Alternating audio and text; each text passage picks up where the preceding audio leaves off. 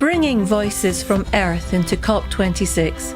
Please welcome climate campaigner Brianna Fruean. When I was a little girl, I was taught the importance and impact of words. In my culture, in Samoa, there's a proverb that goes, "E pala ma'a ai le pala upu." It means that even stones decay, but words remain.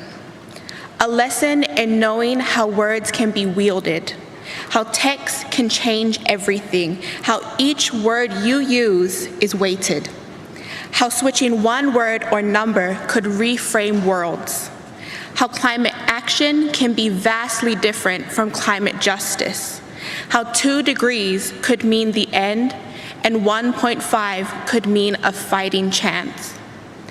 You all have the power here today to be better, to remember that in your meeting rooms and drafting documents are more than just black and white objects, to remember that in your words you wield the weapons that can save us or sell us out. I don't need to remind you the reality of vulnerable communities. If you're here today, you know what climate change is doing to us. You don't need my pain or my tears to know that we're in a crisis. The real question is whether you have the political will to do the right thing, to wield the right words, and to follow it up with long overdue action. If you're looking for inspiration on this, look no further than the climate leadership of young Pacific people. We are not just victims to this crisis. We have been resilient beacons of hope. Pacific youth have rallied behind the cry, "We are not drowning, we are fighting."